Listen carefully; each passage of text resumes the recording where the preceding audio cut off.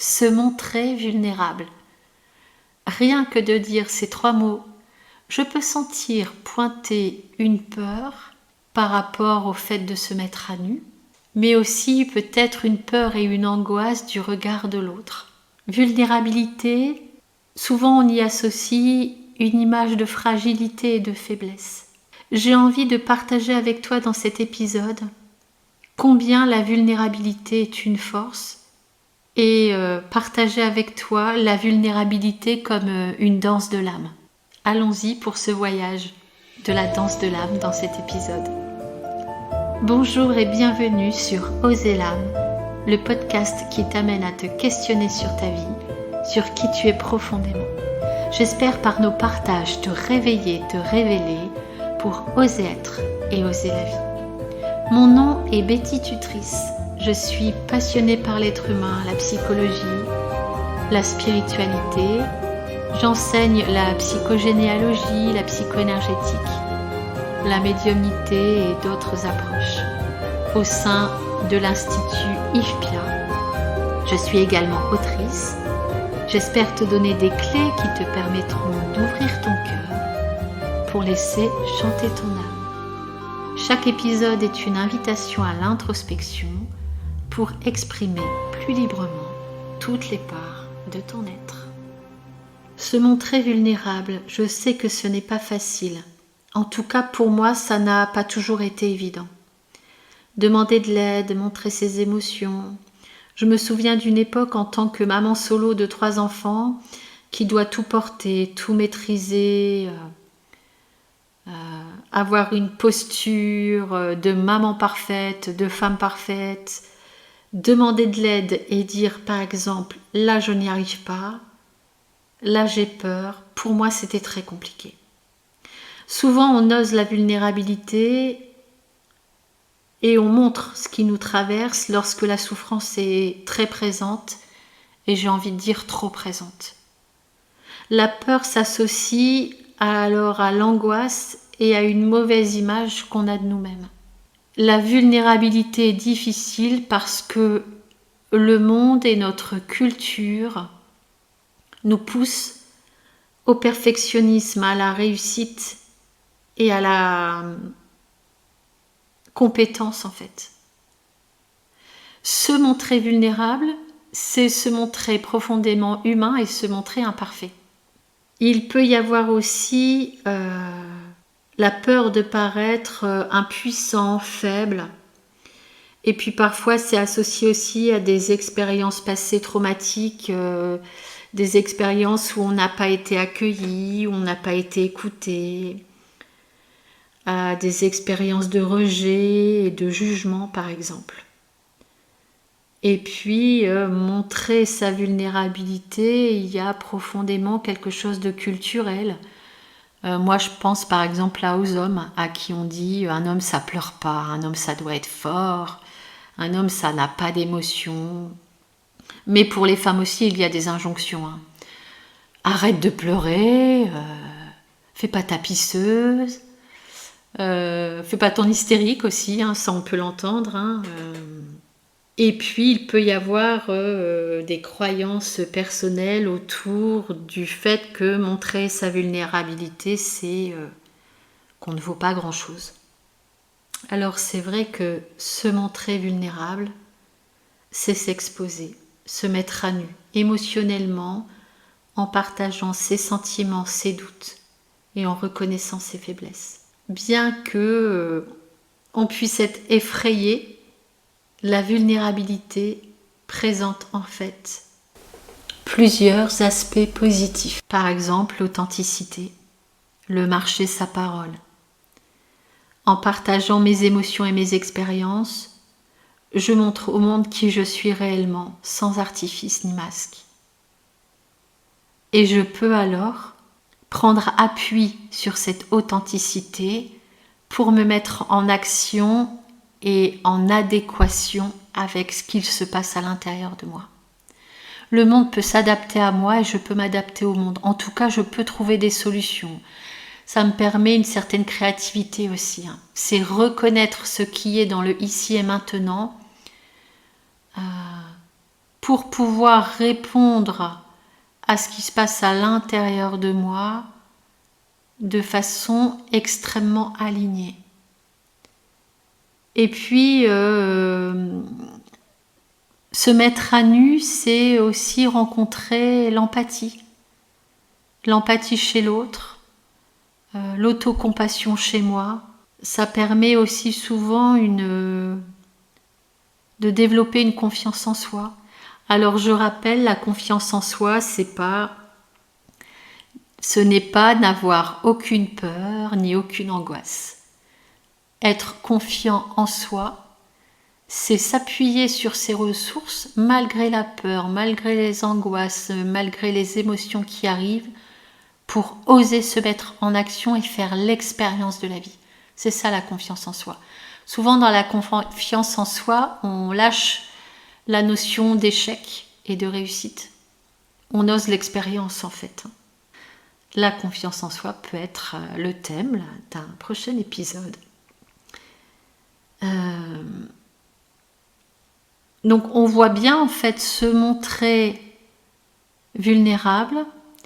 Il y a à la fois une confrontation aux représentations de l'autre, en tout cas de ce qui est la faiblesse, la force, et en même temps, quand on se met à nu, quand on ose la vulnérabilité, eh bien en fait ça permet de développer des forces. Il y a un vrai paradoxe à la vulnérabilité. Un paradoxe dans le sens qu'il y a comme une dualité qui émerge. Lorsque je me trouve à la croisée de la peur et de ma force intérieure. Cette danse complexe peut être illustrée à travers différentes situations. Des situations qui démontrent que la vulnérabilité devient un catalyseur puissant pour ma croissance personnelle. Là, je pense par exemple à tous mes élèves qui commencent un travail sur eux, mais aussi aux personnes que je peux accompagner en cabinet. Il y a à un moment donné un point crucial. Lorsque la personne est prête à déposer le fardeau de ses émotions non exprimées et à traverser ses expériences douloureuses.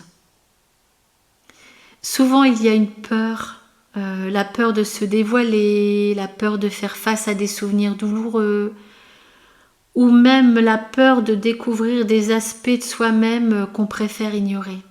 Je pense au nombre de personnes que j'ai accompagnées en EMDR, en psychogénéalogie ou en psychoénergétique, qui à un moment donné me disent ok, d'accord pour l'accompagnement, mais en fait sincèrement je vous dis j'ai trop peur quoi.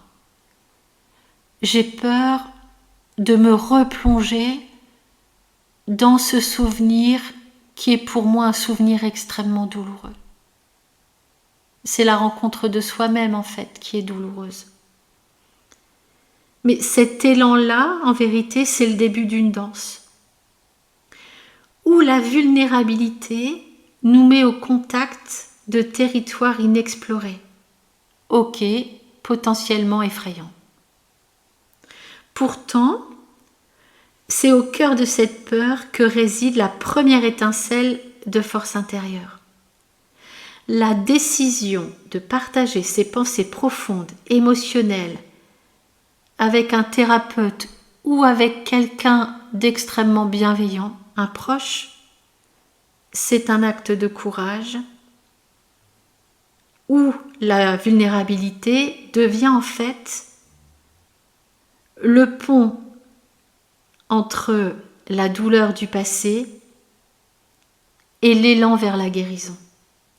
La force intérieure émerge au fur et à mesure que on s'ouvre, qu'on se permet d'accéder à des zones plus profondes de compréhension, de sens, d'ouverture, de transformation. Moi, j'aime beaucoup ce moment-là très précis où la peur, où la rencontre de la peur vient faire émerger toute une force intérieure. C'est ce que moi j'appelle la danse de l'âme. C'est une danse délicate, la peur et la force intérieure se confrontent. Et souvent la personne qu'on accompagne, ou quand on fait ce chemin-là, on peut avoir peur de la réaction du thérapeute, de la confrontation avec les émotions difficiles. Mais à chaque pas vers la vulnérabilité, la force intérieure se renforce. On se rend compte alors que partager ses vulnérabilités, c'est une force extrêmement puissante parce que c'est une affirmation de soi. C'est une connexion profonde avec son âme. Par exemple, une personne qui a vécu un traumatisme d'enfance pourrait avoir peur de partager les détails de cette expérience. Mais c'est en choisissant de se rendre vulnérable, en dévoilant ses douleurs, son histoire, comment cela l'impacte, c'est en partageant tout cela que la personne commence à prendre le contrôle de son histoire. La peur cède du terrain petit à petit à une force intérieure qui peut guider le processus de guérison. La danse de la vulnérabilité est un voyage complexe et délicat. Je pourrais dire la danse de l'âme en fait, où la peur et la force intérieure s'entrelacent. C'est dans cette danse que la transformation profonde peut se produire. La vulnérabilité devient alors le catalyseur d'une connexion authentique avec soi-même et bien évidemment avec les autres. Ce paradoxe est riche en potentiel de guérison et de croissance. Et c'est dans ce paradoxe qu'on peut sentir la danse de l'âme qui, à travers la vulnérabilité, peut amener à se sentir touché et tout simplement à vibrer.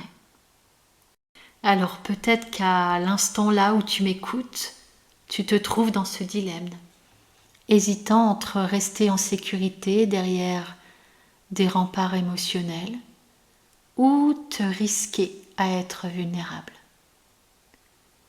Or bien évidemment, je vais te dire accepte, ose, dans l'acceptation de ta propre vulnérabilité.